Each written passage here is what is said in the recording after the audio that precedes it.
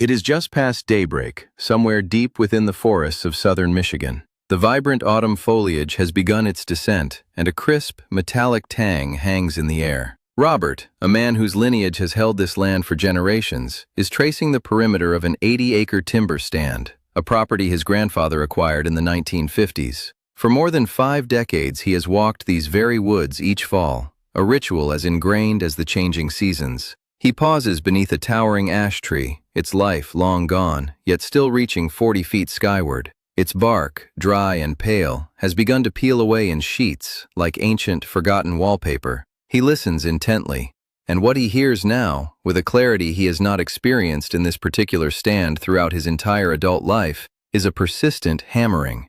It is sharp, hard, and undeniably mechanical. Not from a single bird, but from a chorus of 6, perhaps even 8, their impacts weaving into a continuous tapestry of sound that sweeps across the woodlot, reminiscent of a sudden downpour on a tin roof. He speaks the words aloud, a quiet declaration typical of men alone in the wilderness. They've returned. His meaning, though largely unacknowledged by those beyond the directly impacted regions, is profoundly significant. The force currently combating the most destructive forest beetle in contemporary North American history is not a chemical compound. It is not an experimental injection.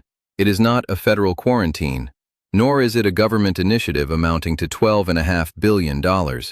It is, in fact, an intrinsic element that has always resided within these forests, something we scarcely realized had ever departed, and a solution that demands precisely zero expenditure from the United States Treasury. This remarkable narrative unveils one of the most unexpected and quietly optimistic ecological resurgences presently unfolding across the North American continent. To fully grasp its scope, one must first confront the catalyst, and the catalyst, much like many such environmental crises, took root in an ordinary urban parking lot in Detroit. In the summer of 2002, a pair of observant forestry workers in a Detroit suburb made a troubling discovery.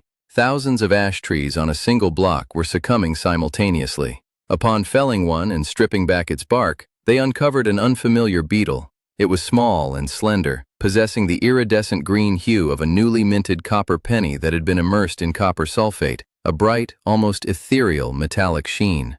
This creature was Agrillus planipennis, the emerald ash borer, a species indigenous to eastern China. It had almost certainly arrived years prior, hidden within wooden packing crates transported by freighter to an unsuspecting port, and its presence went entirely unnoticed until the trees began to fall. What transpired next was the kind of biological cascade typically reserved for academic papers detailing island ecosystems. The beetle advanced with alarming speed. By 2003, it had infiltrated Ohio. A year later, it had reached Indiana. By 2008, its presence was confirmed in Pennsylvania. By 2014, it had spread south into Texas. And by 2018, it had traversed the Rocky Mountains, establishing itself in Oregon. At present, the emerald ash borer has colonized more than 36 states within the United States and 5 Canadian provinces. Its method of felling a tree is brutally effective. The adult female deposits her eggs within the crevices of the bark. The nascent larvae then hatch, burrow inward, and commence gnawing intricate S-shaped galleries through the phloem, the delicate living tissue directly beneath the bark that transports sugars from the leaves to the roots. An ash tree suffering from a heavy infestation loses its ability to sustain itself. It slowly starves from the crown downward, a process typically concluded within 2 to 4 years. North America is home to an estimated 8 billion ash trees. By 2026, this invasive beetle has been responsible for the demise of well over 100 million of them. The United States Forest Service initially projected the total economic devastation to extend well into the tens of billions of dollars, a figure now understood to be significantly higher than those early estimates. The federal government's response, it must be acknowledged, was truly immense. Measures included stringent quarantines on the transport of firewood, strict prohibitions against moving ash logs across state lines, and substantial financial penalties for even a single piece of contaminated wood. Direct pesticide injections, costing hundreds of dollars per tree, were administered biannually for any individual tree property owners wished to preserve. At the zenith of this program, the United States Department of Agriculture was allocating tens of millions of dollars each year solely for emerald ash borer management. Yet, despite these efforts, the beetle persisted in its relentless advance. It continues to do so. However, amidst this unfolding crisis, something else, slow and subtle, has been quietly occurring in the background, entirely unheralded by any press release. And it was a researcher of avian life who first discerned it. Dr. Walter Koenig at Cornell University, collaborating with Dr. Andrew Liebhold from the United States Forest Service and several esteemed colleagues, was examining entirely disparate datasets. Their work involves sifting through Project FeederWatch records, which are observations meticulously gathered by volunteer citizen scientists across America, typically focusing on backyard birds at winter feeders. Their objective was not to track the beetle, but rather to identify shifts in avian populations. What they uncovered was a striking numerical anomaly. In counties where the emerald ash borer was causing maximum devastation to ash forests, 4 distinct bird species were exhibiting behavior contrary to what one would expect during an ecological calamity. Instead of declining, their numbers were reliably increasing year after year, precisely within the migratory corridors through which the beetle was spreading. 3 of these species were various types of woodpeckers. The 4th was a somewhat more unusual sight, a diminutive bird known as the white-breasted nuthatch. Their initial findings were published in 2013. Then, in 2017, they presented a more extensive 10-year analysis spanning 6 species, which definitively confirmed the observed pattern, particularly during the winter months, when fruit and other insects are scarce, forcing these birds to heavily rely on wood-boring larvae as a food source. In essence, as the emerald ash borer systematically advanced across North America, annihilating trees, the natural predator base responsible for consuming wood-boring beetles within this country was, quietly and measurably, expanding directly in its wake. An organic process was unfolding within the forest, one that no quarantine or injection campaign had ever foreseen or deliberately engineered. Around the same period, an entomologist engaged in peeling bark from deceased ash trees in Michigan reported an even more astonishing observation. In certain stands, up to 95% of emerald ash borer larvae found beneath the bark in the upper sections of tree trunks were no longer viable. More than just being dead, they were absent, having been extracted from their galleries by something persistently hammering on the bark from the exterior.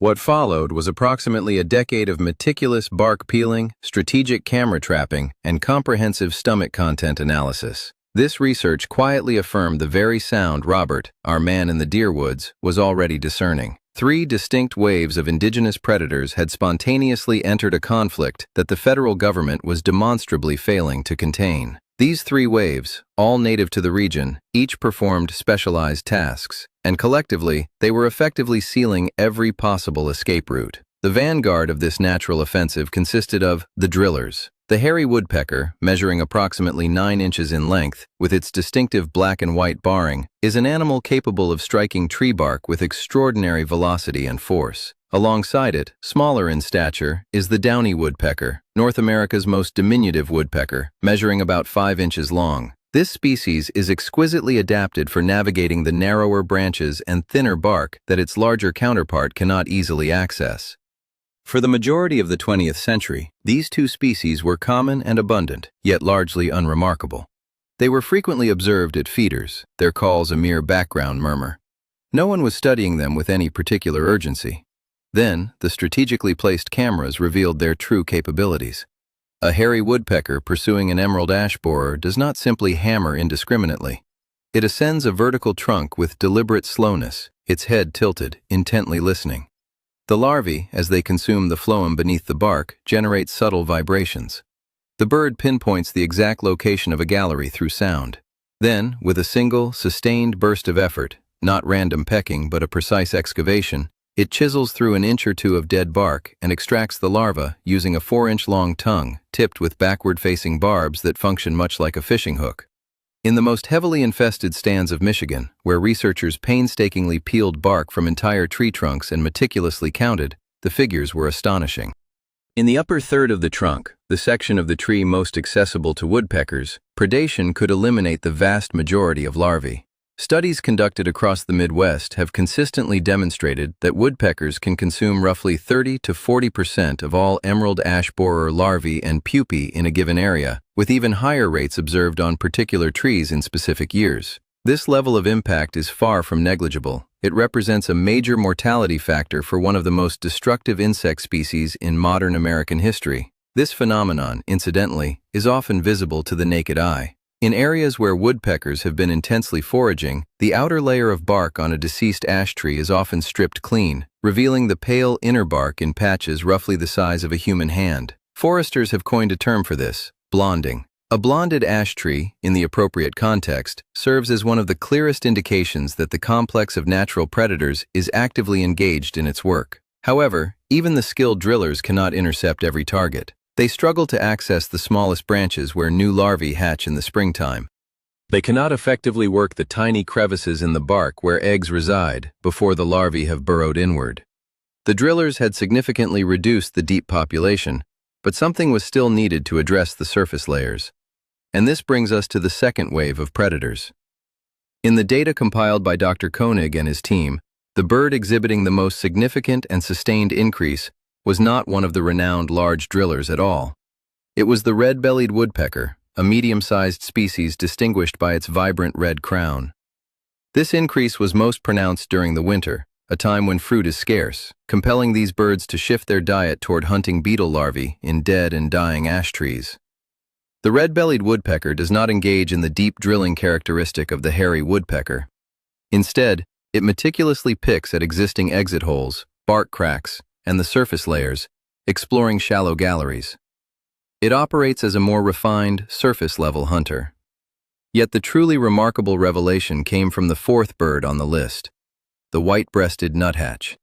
This small, blue-gray bird is famous for one particular habit: its unique ability to run headfirst down the trunk of a tree, a behavior exhibited reliably by no other North American bird. A nuthatch, it must be understood, lacks the cranial anatomy and the bill structure necessary for drilling. What it possesses, however, is a peculiar and decisive advantage. By navigating the tree trunk upside down, it views the bark from an angle no woodpecker ever does. This enables it to locate the exit holes already created by woodpeckers. It then diligently picks at the cracks and extracts larvae that have been exposed but not yet removed. Essentially, the nuthatch functions as a kind of cleanup crew, a subcontractor working on a job site that the larger woodpeckers have already opened up. This cooperative dynamic is precisely what renders the entire system so incredibly potent. The drillers effectively thin the deep-seated larval population. The gleaners meticulously work the surface and existing openings. Together, they comprehensively cover the entire vertical expanse of the tree, from the uppermost canopy to the root flare at the base. Nothing manages to escape both layers of this sophisticated natural defense. If you have ever felled a dead ash tree and peeled back its bark, you already understand what the interior of such a tree looks like across the upper Midwest today. One typically employs a draw knife, starting at chest height, running the blade along the grain to lift off the dead bark in long, dry sheets the color of aged paper. What lies beneath is not a pristine cylinder of wood. Instead, it is an intricate map, a sprawling network of serpentine grooves etched into the sapwood, gallery after gallery, each one distinctly shaped like a long, drawn-out letter S. That signature S unmistakably marks the presence of Agrilis planipennis. Once witnessed, it is not easily forgotten. And within these galleries, one discovers the irrefutable evidence. Some still contain deceased larvae, desiccated in place, with the small V-shaped peck marks of a woodpecker directly above their heads. Other galleries simply terminate abruptly at a hole drilled in from the exterior, clear extraction sites. And then, scattered across the trunk, one observes the distinctive D-shaped exit holes of the adult beetles that manage to escape. These holes, approximately 3 to 4 millimeters in diameter, feature a flat top and a curved bottom, almost like a biological fingerprint. There is even a minor economic detail related to all of this that is worth noting. Ash wood, remarkably, does not inherently lose its structural integrity when a tree succumbs to the emerald ash borer. The damage is confined to the soft layer directly beneath the bark, not the heartwood itself. Consequently, salvage operators throughout Michigan, Ohio, and Indiana have been actively recovering ash trees felled by the borer for well over a decade now. This salvaged wood is transformed into quality lumber used for items like high-performance baseball bats, durable tool handles, elegant hardwood flooring, and finely crafted cabinetry. The salvage market is both genuine and substantial. The tree that the beetle brought down still performs a valuable function elsewhere. The forest's losses are, in a very real sense, repurposed into someone else's essential materials. Now, there is one additional predator in this ongoing saga, a creature almost entirely unknown outside the specialized field of entomology. It is a wasp, scientifically identified as Atoneculus capaerdi. It was formally described and named only in 2009, in honor of the entomologist David Capaert, who was the first to document its attacks on emerald ash borer larvae in Michigan during the mid-2000s. And here lies the aspect that truly inspires awe. This wasp is indigenous to North America. It had been an inhabitant of our forests, performing various ecological roles long before the emerald ash borer ever set foot on this continent. Entomologists classify Atoneculus as an idiobiont ectoparasitoid, a formidable mouthful of a term, but in simpler language, it means this. The female wasp locates an emerald ash borer larva by gently drumming her antennae upon the bark of an infested tree, meticulously listening for the faint vibrations produced by the larva as it chews within. When she successfully pinpoints one, she undertakes an act that most people would find utterly improbable. She drills. Her ovipositor, the long, needle-thin organ that other wasps employ to deposit their eggs, is reinforced with chitin containing metal-bearing compounds, powered by her abdominal muscles. She wields it like a precision drill bit, driving it down through the dense, solid bark and directly into the body of the larva tunneling in the gallery beneath. Subsequently, she lays her egg either directly inside or upon the host. Her own larva then hatches and proceeds to consume the emerald ash borer larva alive, from the inside out. She is, in the most literal sense, naturally endowed with the ability to drill. In extensive field studies conducted across Michigan, Ohio, and parts of Ontario, this native wasp has been documented parasitizing emerald ash borer larvae at rates that fluctuate dramatically, from less than 10% to significantly over half. In some specific locations, parasitism rates as high as 70% have been recorded. She is an indigenous generalist predator who, in the emerald ash borer, discovered an almost ideal host.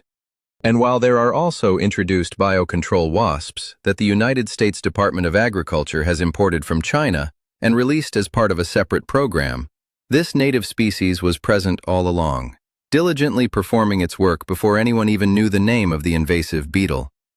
Combine these three distinct layers, and what emerges is a comprehensive predation pyramid. Woodpeckers expertly extract larvae situated deep within the galleries. Nuthatches and red-bellied woodpeckers meticulously work the surface and any existing openings.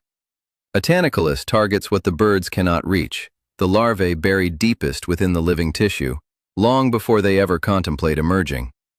Three indigenous predator groups, each operating within different layers of the tree, together are sealing every potential vulnerability simultaneously. This intricate, self-organizing system is precisely what no government program ever managed to conceive or implement. Not because the design was inherently complex, but because for nearly a century, we neglected to inquire about what was already present and thriving within our forests. And the profound consequences of that oversight are now beginning to manifest in the data, in a manner that offers genuine hope. In counties where the emerald ash borer has been established for 15 years or more, specifically the early infestation zones surrounding Detroit, researchers are documenting a phenomenon that the most dire prognostications did not anticipate. Young ash saplings, standing between 6 and 12 feet tall, are now beginning to survive. Not every one of them, nor even the majority, but a greater number than early forecasts had allowed for. Foresters, too, have a name for these resilient young trees. They call them lingering ash.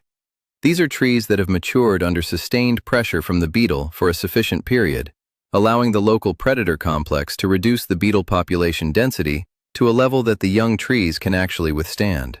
Ash recruitment, the successful regeneration of new trees, in the oldest infested counties, is no longer at zero.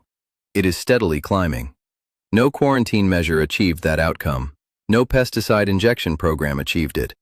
Not even the release of imported biocontrol agents, acting in isolation, accomplished it. What truly achieved this turnaround was the slow, unquantified, and unfunded labor of native birds and a native wasp no larger than a sewing needle. These are animals that had been present the entire time, fulfilling their evolutionary purpose on a food source they had never before encountered, yet were perfectly equipped to manage. This is not a straightforward, definitive victory. The beetle continues its spread. Ash forests across the greater part of the country are still destined to endure immense losses, and the recovery, wherever it is occurring, is unfolding at a pace best measured in decades, not in rapid press cycles. Nevertheless, the trajectory of this story has unmistakably shifted, and the underlying lesson, I believe, is one that we, as a species, are painfully slow to grasp. We expended billions in an attempt to eradicate the beetle. The forest, in its own intricate way, was already accomplishing precisely that. We simply needed to cease our efforts to fell the trees long enough for the birds and the wasps to rediscover their vital food source.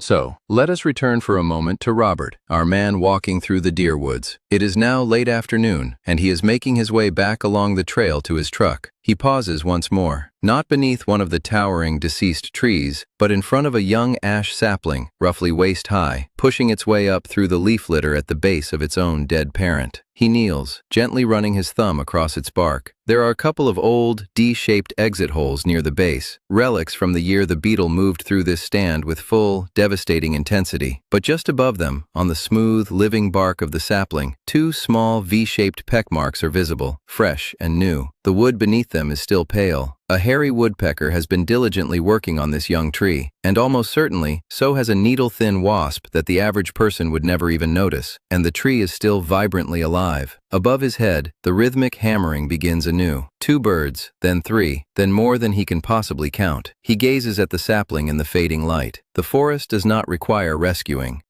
It merely needed sufficient time and enough birds and enough wasps, which we, in our haste, had never truly acknowledged. To explore more compelling narratives of nature's resilience and recovery, consider joining our community by subscribing to the channel.